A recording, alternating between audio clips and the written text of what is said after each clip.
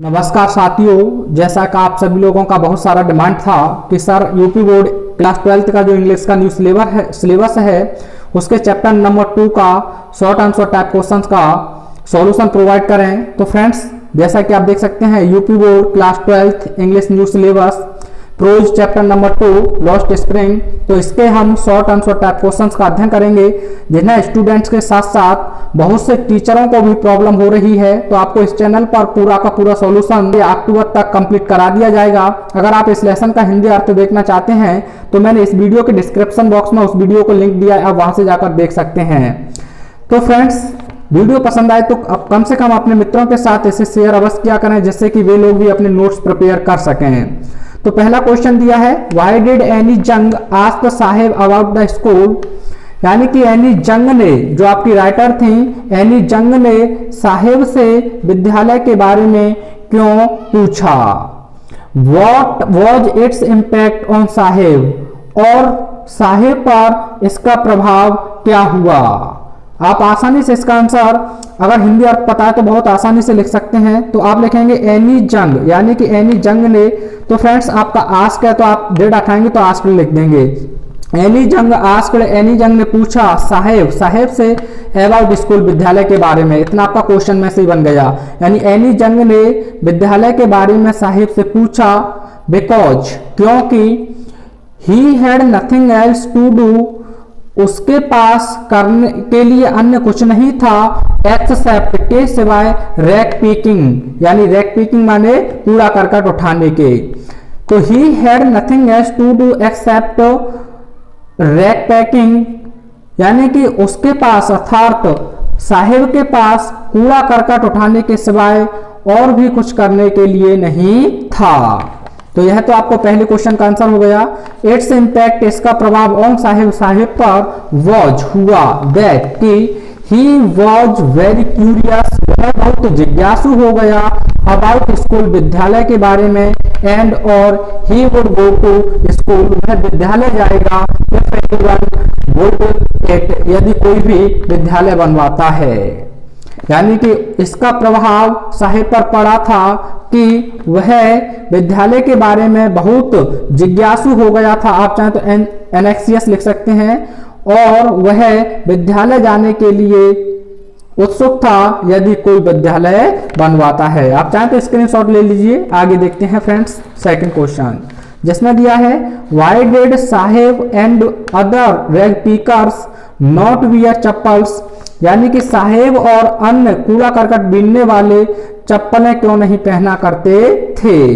What excuse did they give for it, और accused मतलब बहाना, डिड दे गिव, वे देते थे फॉर इट, इसके लिए, और वे इसके लिए क्या बहाना देते थे। तो आप इसका आंसर लिखेंगे, Saheb and other rag pickers did not wear the chappals. अब वहां रह गया फ्रेंड्स, लिख लेना, यानी कि साहेब और उसके अन्य साथी चप्पल नहीं पहना करते थे। वियर के बाद चप्पल्स लिख लेना, अगर मीनिंग ना मिले तो यह लिख लेना, वहां रह गया है। ठीक है फ्रेंड्स, बिकॉज, क्योंकि, it was not lack of money, यह धन की कमी नहीं थी, बट लेकिन देयर ट्रेडिशन, उनकी परंपरा थी, टू स्टे, रहना, बेयरफुट मतलब नंगे पैर।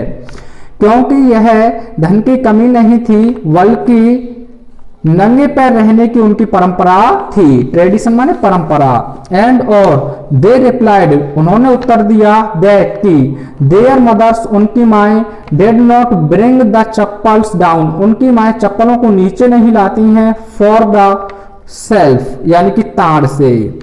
और उन्होंने उत्तर दिया कि उनकी माएं उनके लिए उन चप्पलों को ताड़ से नीचे नहीं लाती हैं। तो फ्रेंड्स, इस चीज को माइंड कर लेना, वियर के बाद आप चप्पल्स लिख लेना, अच्छी तरह से आपका क्वेश्चन का आंसर हो जाएगा।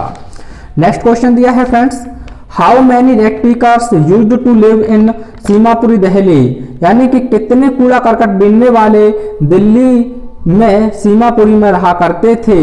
How did they settle there, और वे यहाँ कैसे निवास कर गए या बस गए। तो आप सभी जानते हैं 10,000 rag pickers used to live in Seemapuri Delhi, यानी कि 10,000 कूड़ा करकट बीनने वाले दिल्ली जो सीमापुरी में रहा करते थे। दे बिलोंग टू ढाका, वे ढाका से बिलोंग करते थे। इन बांग्लादेश, बांग्लादेश में वेयर जहां देयर होम्स एंड फील्ड्स जहां उनके घर और खेत वर ruined नष्ट हो गए थे इन स्टॉर्म यानी कि तूफान में। तो फ्रेंड्स यहाँ वाई स्टॉर्म ना लिखें, अर्थात तूफान के द्वारा नहीं होते हैं बल्कि इन होते हैं। आपसे ये कॉम्पिटेटिव लेवल में पैसे पूछ लिया जाता है तो इन स्टॉर्म्स। सो इसीलिए दे सेटल्ड वे बस गए हियर मतलब यहाँ अर्थात सीमापुरी में।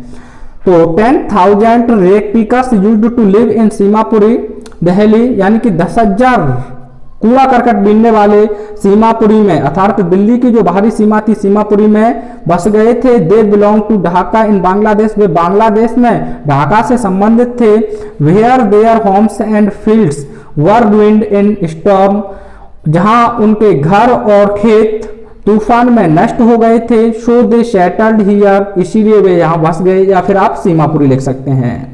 तो फ्रेंड्स नेक्स्ट क्वेश्चन दिया है question number 4, what was the meaning of garbage for children यानी कि बच्चों के लिए कूड़े करकट का क्या मतलब था।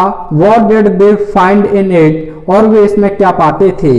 तो आप आंसर लिखेंगे the meaning of the garbage यानी कि कूड़े करकट का मतलब वॉज माने था रैप्ड इन वंडर यानी आश्चर्य में ढका हुआ फॉर चिल्ड्रन बच्चों के लिए। आप चाहें तो फॉर चिल्ड्रन यहां भी लिख सकते हैं लेकिन कोई भी दिक्कत नहीं है। The meaning of garbage was wrapped in wonder for children यानी कि कूड़े करकट का मतलब बच्चों के लिए एक आश्चर्य से ढका हुआ था। दे फाउंड अ रुपी वे एक रुपया पाते थे और अथवा 10 रुपी नोट 10 रुपए का नोट पाते थे इन इट इसमें अर्थात तो वे इसमें 1 रुपया अथवा 10 रुपए का नोट पाते थे। एंड और समटाइम्स कभी कभी दे फाउंड वे पा जाते थे आ सिल्वर कॉइन एक चांदी का सिक्का इन इट अर्थात इसमें अर्थात कूड़े में। आप चाहें तो इसका एक स्क्रीनशॉट ले लीजिए। क्वेश्चन नंबर 5 देखते हैं। तो फ्रेंड्स क्वेश्चन नंबर 5 है आपका why did Saheb join the job at milk booth यानी कि साहेब ने दूध की दुकान पर नौकरी क्यों ज्वाइन की। What was he paid for his service और उसे उसकी सेवा के बदले में कितना धन अदा किया जाता था। तो आप आंसर लिखेंगे Saheb joined the job at milk booth यानी कि साहेब ने दूध की दुकान पर कार्य किया बिकॉज क्योंकि ही नीडेड उसे आवश्यकता थी मोर मनी अधिक धन की एंड मील और भोजन की MEAL मील माने भोजन यानी कि साहेब ने दूध की दुकान पर नौकरी की क्योंकि वह अधिक धन और भोजन चाहता था। He was paid 800 rupees for his service और उससे उसकी सेवा के लिए 800 रुपये प्रदान किए जाते थे। तो फ्रेंड्स नेक्स्ट क्वेश्चन दिया है हु वॉज मुकेश मुकेश कौन था। Where did he belong and what was his ambition ambition माने होता है महत्वाकांक्षा। मुकेश कौन था वह कहां से बिलोंग करता था और उसकी महत्वाकांक्षा क्या थी। तो आप इसका आंसर लिखेंगे Mukesh was a poor boy Mukesh एक गरीब लड़का था एंड और he was a son of a making bangles और वह एक चूड़ी बनाने वाले का पुत्र था। ही बिलोंग टू फिरोजाबाद वह फिरोजाबाद से संबंधित था या बिलोंग करता था। एंड हिज एम्बिशन और उसकी महत्वाकांक्षा वॉज थी दैट कि he wanted to be a motor mechanic वह एक मोटर मैकेनिक बनना चाहता था। यानी कि मुकेश एक गरीब लड़का था और वह एक चूड़ी बनाने वाले का पुत्र था। वह फिरोजाबाद से संबंधित था और उसकी महत्वाकांक्षा थी कि वह एक मोटर मैकेनिक बने। तो फ्रेंड्स नेक्स्ट क्वेश्चन दिया है why did Mukesh volunteer to take the narrator home who were there in the home यानी कि मुकेश नरेटर अर्थात जो आपके लेखक यानी जंग है उन्हें घर ले जाने के लिए क्यों पेशकश किया या इच्छा व्यक्त किया और वहां घर में कौन कौन थे। तो आप आंसर लिखेंगे Mukesh volunteered to take the narrator home because यानी कि मुकेश ने उस नरेटर को घर ले जाने के लिए पेशकश की या नेतृत्व किया बिकॉज क्योंकि हिज आइज बीम उसकी आंखें चमकने लगती थीं वह जब ही मतलब वह प्राउडली गर्वतापूर्वक सेज माने कहता था उसकी आंखें जगमगाने लगती थीं जब वह गर्वपूर्वक कहता था दैट कि हिज होम, उसका घर, इज बीइंग रिवोल्ट, उसका घर का पुनर्निर्माण हो रहा है। तो फ्रेंड्स यहाँ वॉज नहीं, क्योंकि इनडायरेक्ट जरूर है, लेकिन आपका जो RS है वह प्रेजेंट इंडेफिनिट में है, तो टेंस चेंज नहीं होगा कि उसका घर पुनः निर्माण हो रहा है। देयर वर हिज फादर, और वहां उसके पिता थे, हिज ग्रैंड मदर, उसकी दादी माँ थी, हिज एल्डर ब्रदर, उसका बड़ा भाई था, एंड और हिज सिस्टर इन लॉ, उसकी भाभी थी। और भाभी के बारे में आप लिखें तो लिख सकते हैं the wife of Mukesh Elder brother, यानी कि मुकेश के बड़े भाई की पत्नी थी। तो उसके घर में कौन कौन था? उसके पिता थे, उसकी दादी माँ थी, उसका बड़ा भाई था और उसकी भाभी थी, अर्थात मुकेश के बड़े भाई की पत्नी थी। नेक्स्ट क्वेश्चन दिया है फ्रेंड्स, इट इज हिज कर्म, यह उसका कर्म है, हिज डेस्टिनी, डेस्टिनी माने भाग्य है, उसका भाग्य है, हु सेड, किसने कहा, एंड भाई, और क्यों। तो आप इसका आंसर लिखेंगे Mukesh grand mother said this, यानी मुकेश की दादी माँ ने यह कहा था, इट इज हिज कर्म की है, उसका कर्म है, हिज डेस्टिनी, उसका भाग्य है, बिकॉज क्योंकि ही हैड वॉच्ड, उसने देखा था, हर ओन हस्बैंड, अपने स्वयं के पति को, गो ब्लाइंड, अंधे होते हुए, विद द डस्ट, धूल से, from polishing the glass of bangles, यानी कि उन चूड़ियों के गिलास पर पॉलिश करते हुए। हु मतलब जो, वॉज बॉर्न, पैदा हुए थे।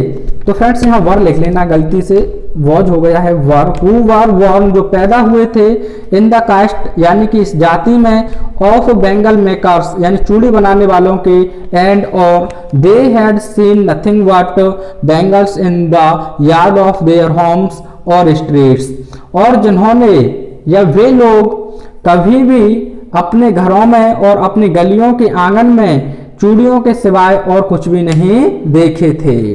तो Mukesh grand mother said this, यानी मुकेश की दादी माँ ने यह कहा, इट इज हिज कर्म, हिज डेस्टिनी, यानी है उनका कर्म और भाग्य है, बिकॉज क्योंकि he had watched his her own husband go blind, यानी उसने स्वयं अपने पति को अंधा होते हुए देखा था, with the dust from polishing the glass of bangles, यानी कि चूड़ियों के गिलास पर पॉलिश करते हुए, who were born in the caste of bangle makers, जो चूड़ियां बनाने वालों के कास्ट में अर्थात जाति में पैदा हुए थे, एंड और they had seen nothing but bangles in the yard of their houses और स्ट्रीट्स, और उन लोगों ने अपने घरों के आंगन में और गलियों में चूड़ियों के सिवा और कुछ भी नहीं देखा था। तो फ्रेंड्स नेक्स्ट क्वेश्चन दिया है आपको, what does the bangles symbolise, यानी कि चूड़ियों का प्रतीक क्या था। What is the role of bangle makers of Firozabad, और फिरोजाबाद के चूड़ियां बनाने वालों का क्या रोल था या रोल है। तो आप इसका आंसर लिखेंगे, the bangles symbolise an Indian women's suhag, यानी ओसोपिशियसनेस इन मैरिज, यानी कि चूड़ियां शादियों में सुहाग, एक भारतीय महिला की सुहाग का प्रतीक हैं।